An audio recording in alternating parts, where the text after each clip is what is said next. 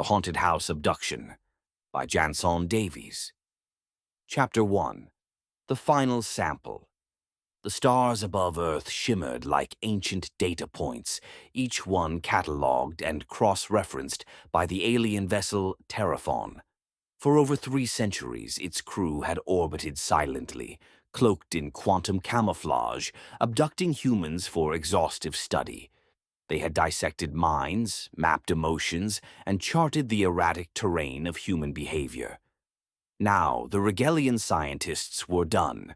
"Final phase initiated," announced Commander Sorbil, his voice a series of harmonic pulses. "We require a complete habitat, a structure, a dwelling." The crew agreed. They had studied humans in fragments, individuals, families, even cities, but never the full context of a home. From orbit, they scanned the planet for a structure that would yield maximum data with minimal risk. Deep in the Appalachian wilderness, nestled among skeletal trees and forgotten trails, they found it. An old Victorian mansion, its roof sagging, its windows boarded, its paint peeling like dead skin. No heat signatures, no power, no surveillance. Perfect. "Prepare the beam," Sorbil ordered. A column of anti-gravitational light descended from the belly of the ship, enveloping the house in a shimmering cocoon. The earth trembled as the foundation cracked and lifted. Birds scattered, leaves swirled. The mansion rose into the nighttime sky, swallowed whole by the Terraphon.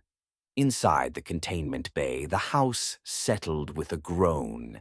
Dust billowed. The crew gathered, their translucent forms flickering with excitement. "Begin analysis," said Sorbil. But something was wrong. The temperature dropped, lights flickered. A low moan echoed through the corridors, not from the house, but from the ship itself. Instruments glitched, shadows moved where no crew stood. "Atmospheric interference," muttered Technician Zilk. "Residual Earth energy." But Sorbil hesitated. He felt it. A presence. Not electromagnetic, not biological. Something else. Something ancient. He turned to the containment bay's viewport. The mansion sat in silence, its windows dark. No one saw that behind one pane, a face appeared. Pale, hollow-eyed, watching. But Sorbil stepped back, feeling himself being observed. "Seal the bay," he ordered. "Double the containment fields." Too late, the house had arrived, and it had not come alone. Chapter 2. Beam and Scream. The containment bay of the Terraphon was designed to hold volatile specimens, feral humans, radioactive artifacts, even the occasional black hole fragment. But it had never held a house. The Victorian mansion sat in the center of the bay like a corpse at a wake. Its shutters hung crooked. Its porch sagged. The air around it shimmered with residual earth particles, thick with mold, dust, and something else, something unquantifiable. Technician Zilk approached with a scanning wand, his gelatinous limbs twitching with anticipation. "Atmospheric decay consistent with terrestrial abandonment," he reported. "No life forms detected." Commander Sorbil hovered beside him, his translucent form pulsing with satisfaction. "Begin interior mapping." The bay doors opened with a hiss. A ramp extended toward the front porch. Zilk floated forward, sensors active.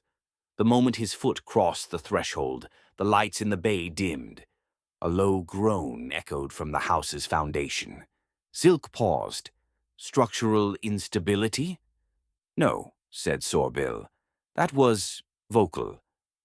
Inside, the house was a museum of decay. Wallpaper curled like ancient scrolls. Furniture sagged under the weight of time. A grandfather clock ticked, though it had no power source. The air was thick, heavy, and cold. Zilk's scanner blinked erratically. Interference. Unknown origin. Then the whispers began. Soft at first, indistinct, like wind through dead leaves. but they grew louder. Words formed, names, pleas, accusations. Zilk turned. Behind him, the hallway stretched longer than it should. Doors appeared where none had been. A mirror reflected a version of him that was wrong, twisted, smiling. He ran.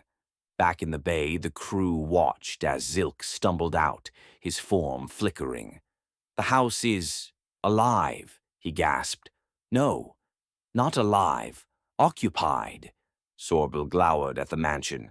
"Reseal the bay," he ordered. "Triple containment."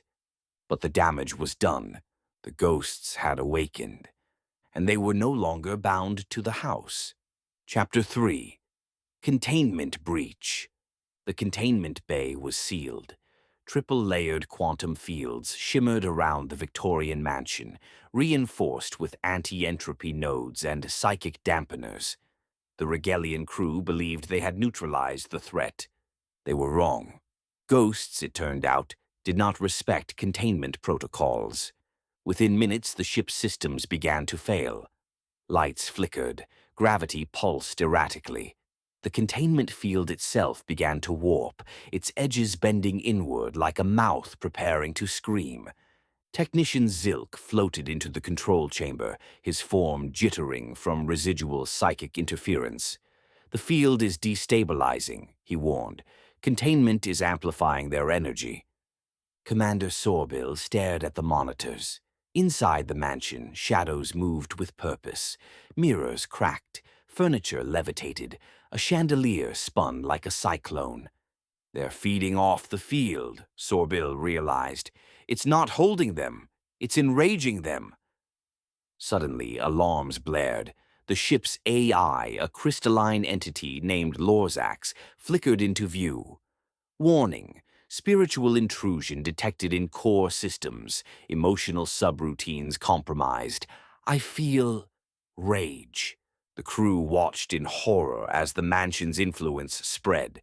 Ghosts poured through the ship like smoke, phasing through walls, whispering in alien ears, possessing machinery.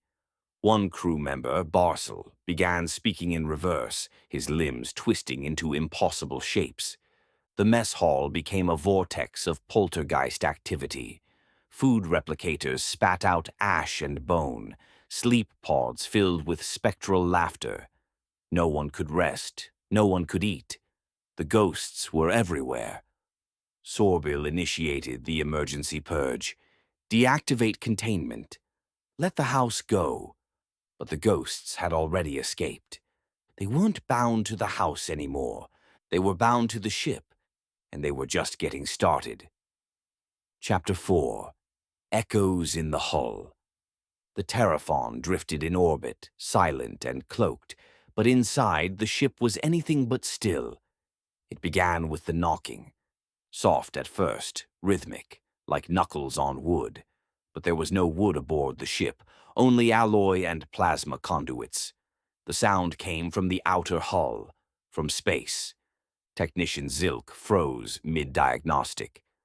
"External impact?" he asked. "No," said Commander Sorbil, voice tight. "No debris.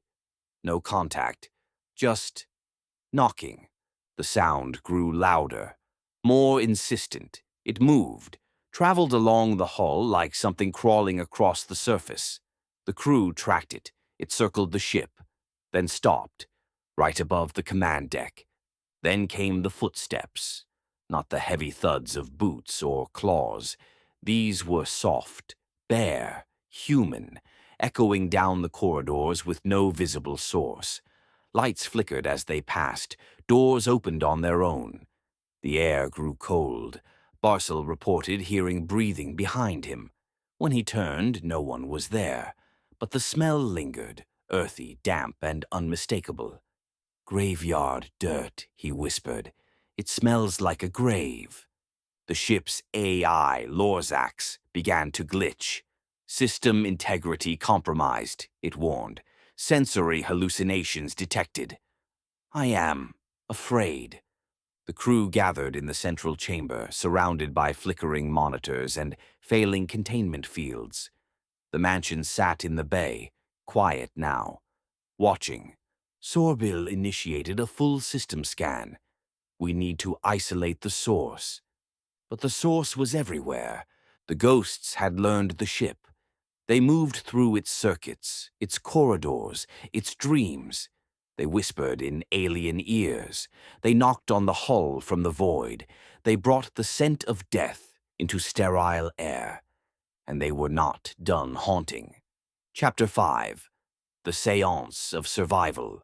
The crew of the Terraphon had exhausted every protocol. Containment had failed. Isolation had failed.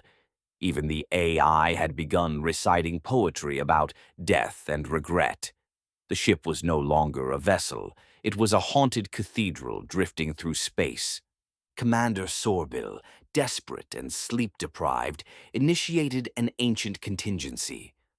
Protocol Echo, a seance based on Earth rituals, cobbled together from centuries of abducted memories and cultural archives. The crew gathered in the central chamber. Candles were replicated. A circle was drawn in salt mined from Europa. Gregorian chants played through the comms. Technician Zilk wore a robe stitched from human funeral garments. They recited fragments of Shakespeare, Latin prayers, and nursery rhymes. The ghosts responded. The temperature dropped to freezing. The candles burned blue. The salt circle cracked. A wind howled through the sealed chamber, carrying voices, hundreds of them, screaming, laughing, weeping. Barcel levitated, his body contorted, eyes glowing white. He spoke in a dozen languages at once, none of them his own. "I was buried alive," he whispered. "I was drowned in the well. I was burned in the attic. I was forgotten." The seance had not calmed the spirits. It had summoned them. The ship's gravity reversed. Hallways twisted into impossible geometries. Time dilated. Minutes stretched into hours, then collapsed into seconds. The crew aged and de-aged in pulses. One technician turned to dust. Another became a child. Lorzax screamed through every speaker, "I am undone. I am haunted. I am human." Sorbil, trembling, reached for the emergency jettison. "We must eject the house," he said. "Now." But the ghosts were no longer confined to the house. They had become the ship. They had become the crew. They had become the story. And they were not ready to end it. Chapter 6. Escape Velocity. The Terraphon was dying. Its systems were corrupted. Its crew was fractured. Time itself had become unreliable, looping, stuttering, collapsing.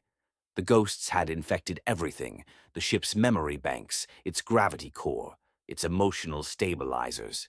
Even the AI had begun composing eulogies in binary.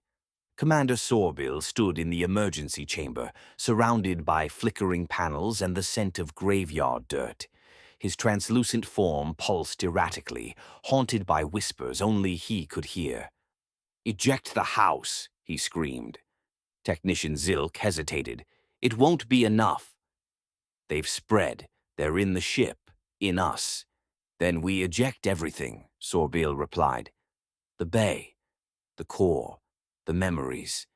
The crew initiated Protocol Exodus, a full purge of the containment bay and its surrounding systems.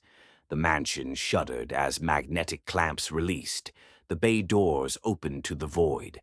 The house floated free, spinning slowly, its windows glowing with spectral light. Faces appeared behind the glass, dozens of them, watching, waiting. Then the ship fired. A burst of propulsion sent the mansion hurtling into deep space toward a nearby black hole. The ghosts screamed, not in pain but in triumph. They had escaped Earth, escaped containment, escaped death. The house vanished into the event horizon. Silence returned to the Terraphon. But it was not peace. The ship was scarred. The crew was broken. Lorzax whispered to itself in forgotten languages, and somewhere, deep in the ship's neural lattice, a door creaked open. The haunting was not over.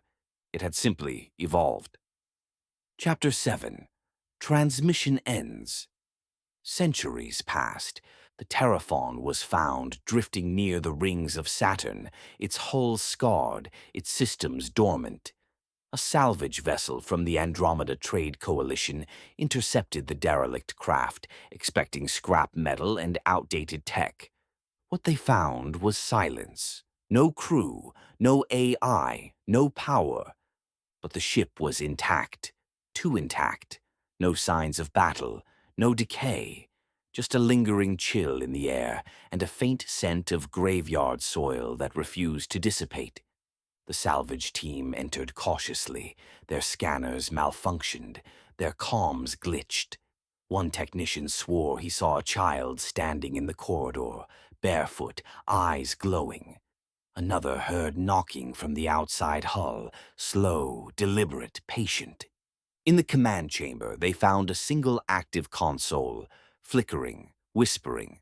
A message pulsed from its core, repeating in every known language, "Do not disturb the dead." The team retrieved the logs. Fragmented data revealed the mansion's abduction, the haunting, the seance, the jettison.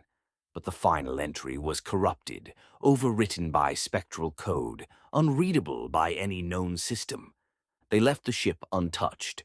The Terraphon now drifts in orbit, a ghost ship among stars.